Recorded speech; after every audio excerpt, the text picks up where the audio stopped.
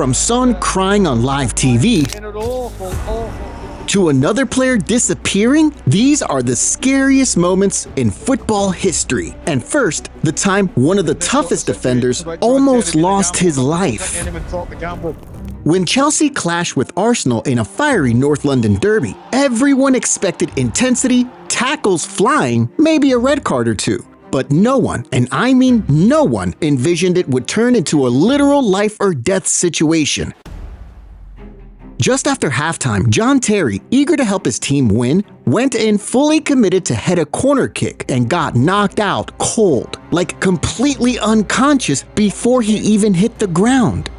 Well, we got something on that. John Terry, as usual, dives bravely in. Well, he did, but Diaby's booked right on his head, and I think this is a bad one. He really caught the Chelsea captain big time here.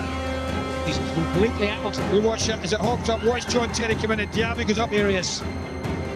This looks very serious, I'm afraid. Well, look around it. He swallowed his tongue, and for 5 long minutes, everyone in that stadium feared the absolute worst was about to happen. The medical staff worked frantically while 60,000 people held their breath. Thankfully, the doctors stabilized him enough to get him rushed to the hospital. On the way there, he woke up in the ambulance and couldn't remember a single thing that had just happened. Not the game, not the collision, nothing. Just complete blank. This reminds me of Eriksen's injury that had the entire world watching in horror. 41 minutes into the Euro 2020 match between Denmark and Finland, Danish star Christian Eriksen suddenly collapsed on the pitch. Finland.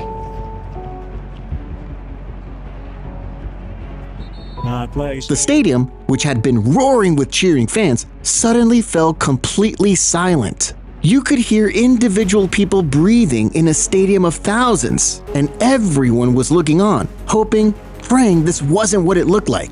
Denmark captain Simon Kjær sprinted over, quickly removed Eriksen's tongue to stop him from choking, then gathered the other players to form a human shield around their teammate while doctors battled to literally keep Eriksen alive. Eriksen's wife was in the stands looking on in complete despair and had to be comforted by Kjær, who somehow kept his composure while his teammate was fighting for his life. The rest of the world waited. Hundreds of millions of people just waiting for any news, hoping desperately, until finally word broke out that he'd survived. Having seen so many players pass away from similar situations, this was a lucky escape. Rigshospitalet, der kom de også op flere gange og sagde, at der kom flere blomster, og der kom flere blomster. Og det er jo lidt underligt, fordi det var ikke fordi jeg ligesom ønskede, at folk skulle sende blomster, fordi jeg ligesom var død i 5 minutter. Så det var sådan lidt, det var specielt, det var meget specielt. Men igen, det var sødt, at folk ville, og det igen, altså det har kun hjulpet, at der er kommet så mange best wishes. But even Eriksen's collapse couldn't prepare anyone for the injury that made Son Heung-min break down in tears. Pretty upset by it. In an awful. During a match between Tottenham and Everton, Son was tracking down his opponent, Andre Gomez, when one of the most horrific injuries in football history happened right in front of thousands of people. Gomez is behind by Son. His foot has turned completely the other way. Son himself is pretty upset by it. In an awful. Son made a challenge. Gomez went down awkwardly, and his foot literally turned in the opposite direction, like fully backwards. The entire stadium went silent. Son immediately knew something was catastrophically wrong, and you could see him breaking down in real time. So in the next game after that incident, Son scored 2 goals and refused to celebrate either of them out of respect. Didn't want to celebrate because I just want to respect those situations, and of course I still feel really sorry about this situation, and it's been really tough days, few days, and I said before, I realize how lucky I am. The people around me, the supporters, the club, and the coaching staff, the players, teammates, they helped me really a lot and give me so much strong message. And of course, I wish still Andre Gomez get well soon and best wish. And yeah, but it's the right answer to keep working hard for me and try to perform like always and with positive energy. I think this is most important. But what happened to the next player left him in a coma. In a preseason friendly between Ajax and Werder Bremen, 20-year-old Abdelhak Nouri suddenly collapsed on the pitch while his team was on the attack. The doctors rushed in immediately, trying to stabilize the situation before airlifting him to the hospital. His teammates, fans, and coaches all prayed and hoped desperately that he would make a full recovery because Nouri was special. Everyone who watched him knew it. However, 5 days later, Ajax announced the news that Nouri had suffered permanent brain damage and was in a coma. The bright young talent who'd captained Ajax's youth teams, who'd signed with the club at just 7 years old, who'd finally broken into the first team, his career was over before it really began. Nouri zoals hij kan voetballen. Hij wil graag de bal ook. Mag ik hem nemen? En de kleine Nouri mag het doen. En hij doet het! So when fans noticed his brother was in the stadium for the next match, they gave him a standing ovation that lasted minutes.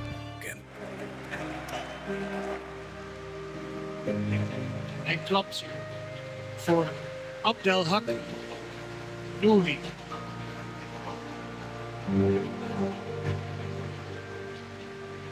Daar staat zijn broer. Daar staat zijn vader.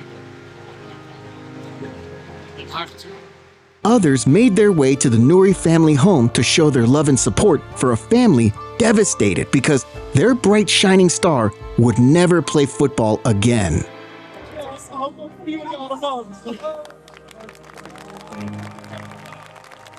To appreciate everything he'd done for Ajax, the club agreed to pay his family 7.85 million euros in compensation, cover all his medical expenses for life, and retire his number 34 jersey permanently.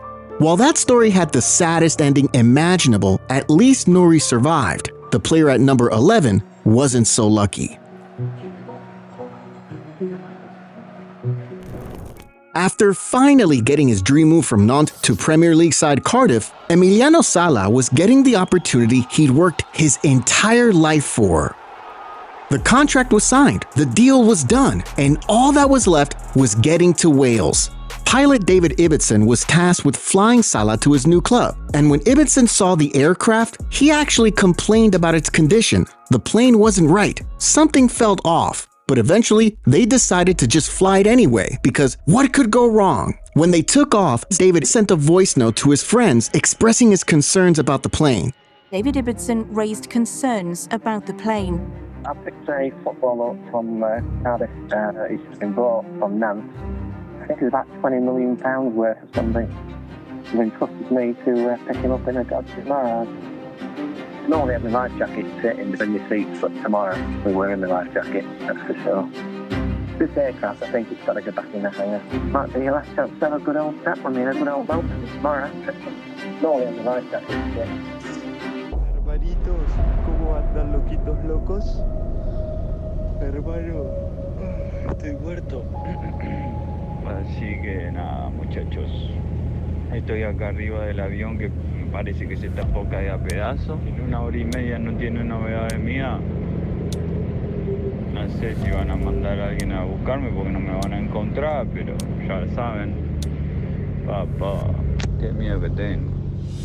He was scared. You could hear it in his voice. Shortly after he sent that message, he, David, and the entire aircraft went missing. The disappearance sparked widespread panic. After hours of no contact, a massive rescue operation was deployed covering over 1,000 square miles across the sea. Footballers like Mbappe, Gundogan, Koscielny, and Payet donated over $500,000 to the search effort because the football world refused to give up hope. After 2 weeks of intense searching, they found the plane 220 feet deep underwater. The depths of the English Channel, the plane's final resting place. For the first time, we can show you moving pictures of the wreckage in a tragedy that touched a number of lives. With Salah's lifeless body still strapped to the seat, David Ibbotson was nowhere to be found, bringing the emotional search to an absolutely horrifying conclusion.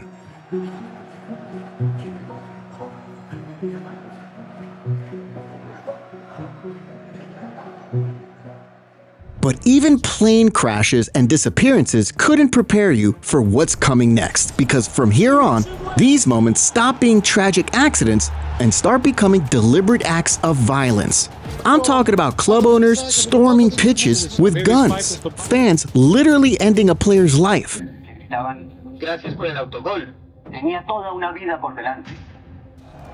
And riots so brutal that the entire league had to be suspended, starting with the quick thinking that saved a life at number 10. The match between Austria Vienna and Wolfsberger was drawing to a close when Vienna's Jörg Teigl collided with Nikola's knee and fell to the ground completely unconscious.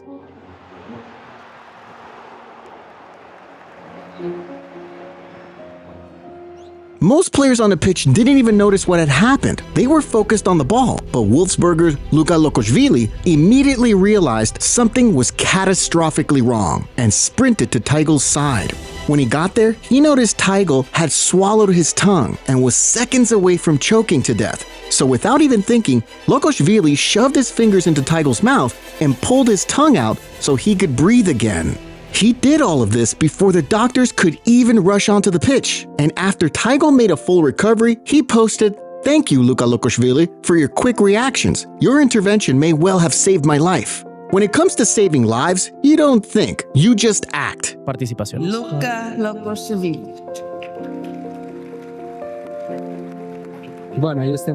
But sometimes people act in ways that put lives in danger.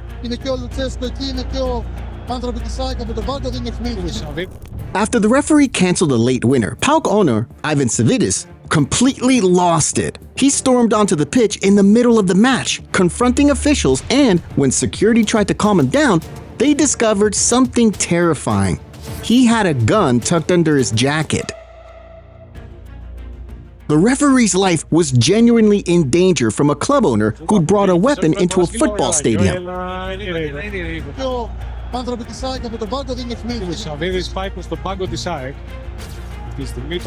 This by far is the craziest thing I've ever seen a club owner do, and the Greek league had to be suspended indefinitely because FIFA was threatening a complete ban. But it gets even crazier because the next set of fans didn't just threaten violence, they actually did the unthinkable. You're looking at the own goal that knocked Colombia out of the 1994 World Cup. But what seemed like an unfortunate mistake turned out to be the last time Andres Escobar kicked the ball. After losing their opening match to Romania, Escobar led his Colombian teammates out against tournament hosts USA, hoping to turn things around. However, catastrophe struck when John Hark's cross flew into the box, and Escobar stretched out to block it, only for the ball to tragically bounce into his own net.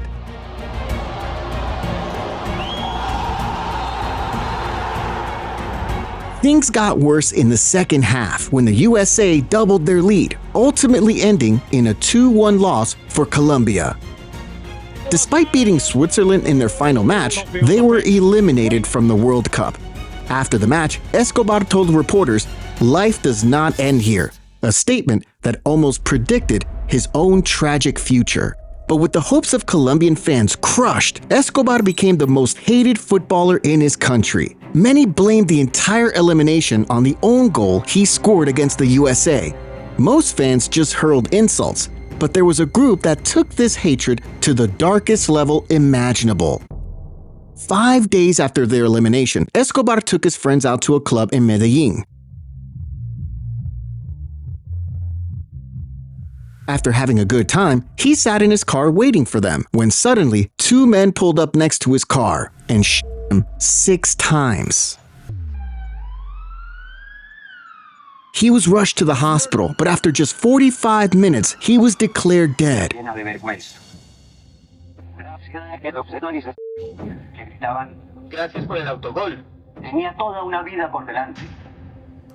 120,000 fans gathered for his funeral, all traumatized because Escobar's life was cut short right when it was just beginning. It's crazy to imagine how far fans are willing to go, which reminds me of another shocking event that happened in Turkey.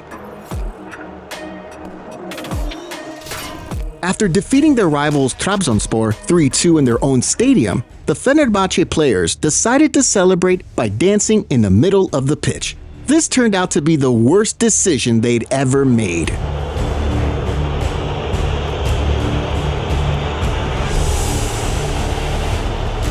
Angered by the pain of defeat and the disrespectful celebrations, Trabzonspor fans stormed the field, attacking any Fenerbahce player that they could find. Hundreds of fans jumping barriers, sprinting across the pitch. Absolute chaos. Some players tried fighting back, but it quickly descended into a complete riot. The players had to be rushed into the changing rooms and barricaded inside for fear of their actual lives. But even full-scale pitch invasions couldn't prepare you for what Jack Grealish went through. Football rivalries are normal. Some are peaceful, some get spicy, and some cross lines that should never be crossed.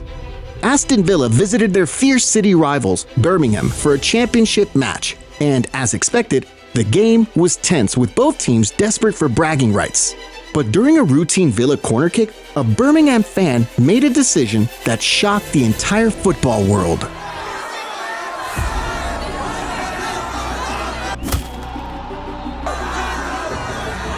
He jumped onto the pitch mid-match and sucker punched Jack Grealish in the side of the head. Amazingly, Grealish kept his composure. He didn't retaliate, didn't lose his cool, just decided to take his revenge where it mattered most.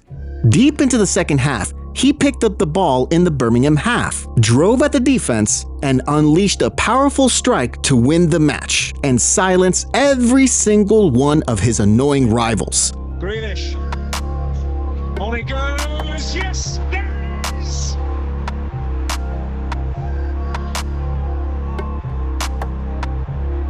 Sweet, sweet. Yeah, you know, I was just unaware at the time, so I was walking into position and then I just felt a whack around the side of the face. Obviously I don't, you know, there's rivalry and stuff in football, but I don't think there's any place for that really. But now that we've made it to our top 5, these moments aren't just scary anymore. These are tragedies that ended careers, ended lives, and left entire nations mourning. Let's start with a horrific event that got the Italian league suspended. An Italian soccer player died earlier today on the pitch. Livorno midfielder Pier Mario Morosini suffering cardiac arrest. On April 14, 2012, during a match between Pescara and Livorno, midfielder Pier Mario Morosini suddenly collapsed on the pitch. He tried to get up, fell to the ground, and immediately lost consciousness. The doctors rushed on, trying desperately to save him, while fans, players, and coaches watched, crying at the shocking scene unfolding. He was stretchered into an ambulance as the entire stadium prayed for his survival. However, on the way to the hospital, Morosini tragically passed away. The entire Italian football community plunged into mourning. All Italian football leagues were suspended as tributes poured in from around the world. An Italian soccer player died earlier today on the pitch. Livorno midfielder Pier Mario Morosini suffering cardiac arrest and collapsing during a Serie B match. As a result, all Italian matches this weekend were called off. During his funeral, thousands of fans lined the streets of Bergamo, applauding and paying their final respects to a man who meant so much to so many. Another young life cut short, another reminder that football is just a game and life is fragile. But sometimes the danger doesn't come from illnesses. Sometimes it comes from the equipment designed to keep you safe. In the local derby between Amiens and Lille in France, the home side, Amiens, were eager to give their fans something to cheer about. But just 15 minutes into the game, Lille silenced the crowd by scoring first. While trying to celebrate with their traveling fans in the away section, the barrier separating the fans from the pitch completely collapsed. But their happiness ended in horror. Sending dozens of Lille supporters crashing down several meters onto concrete. The switch from pure excitement to fighting for their lives must have been an absolute nightmare. Bodies piled on top of each other, people screaming, chaos everywhere. Eventually, the match was abandoned as over 25 Lille fans were injured and 4 were badly wounded.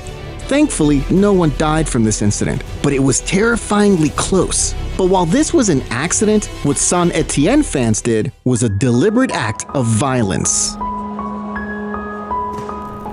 Saint-Étienne is undoubtedly one of the biggest clubs in France. With 10 league titles, they've earned the right to be considered French football royalty. But in 2022, things went catastrophically wrong as they battled relegation all season. So when the referee blew the final whistle, confirming their demotion to the second division for the first time in decades, the fans completely lost it.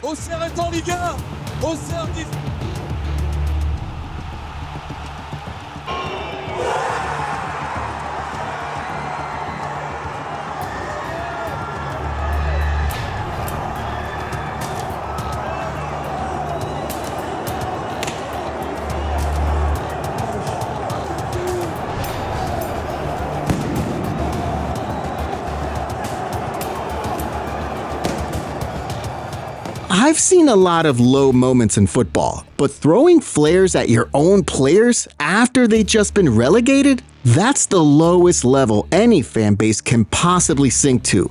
Those players had just experienced one of the worst days of their careers, and their own fans attacked them for it. Disgraceful doesn't even begin to cover it. But even attacking your own players couldn't match the premeditated revenge that comes next. In a match between Fenerbahce and Trabzonspor, midfielder Emre and defender Zokora got involved in what looked like a standard heated argument, but it turned out to be so much worse than that. Emre said racial slurs towards Zokora that only cost him a pathetic 2-game suspension. Seeing how soft this punishment was, Zokora decided to handle it himself.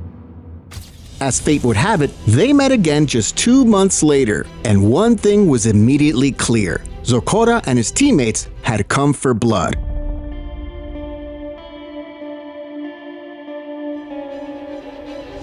They kicked and fouled Emre at every single opportunity. Late tackles, off-the-ball incidents, everything. Then Zokora got his moment and kicked Emre directly in the groin with full force. Tansiyon yine yükseldi. Zokora'nın yaptığı bu hareket Emre Belezoğlu'na. It was like Zokora was saying, ending your career isn't enough. I need to make sure there's no more like you coming into this world. But now it's time for the scariest moment in football history. In a Europa League match between Rangers and Slavia Prague, any hopes of Rangers qualifying seemed unlikely after Slavia scored 2 goals. With the match entering its final stages, the Rangers coach brought on striker Kemar Roof to try and salvage something. But instead of scoring a goal to help his team, Roof did something that left everyone in the stadium absolutely horrified. Good weight on that, goalkeeper commits. And then Roof has fouled the goalkeeper, who's taken a heavy knock there. Kemar Roof saying he didn't see where the goalkeeper was coming. Red card! Straight red card for Kemar Roof was... The keeper's head snapped back violently, blood everywhere, completely knocked unconscious. He suffered a fractured skull and had to wear a protective mask for months afterward. The images of him leaving the pitch with blood pouring down his face were genuinely disturbing. After the match, the Slavia Prague team was so furious that they decided to lodge a criminal complaint against Roof through their embassy. They wanted actual legal consequences, not just a red card and a suspension. And honestly, getting the police involved might seem excessive, but when you look at the footage, when you see the damage, when you realize the keeper could have died from that impact, maybe it wasn't excessive at all. But while these players were fighting for their lives, others were fighting for their dignity and losing spectacularly. I'm talking goalkeepers doing yoga routines before saves, players celebrating before they even kicked the ball, and Benzema becoming the first player in 16 years to miss 2 penalties in 1 match. Click the next video to watch the most humiliating penalty kicks in football.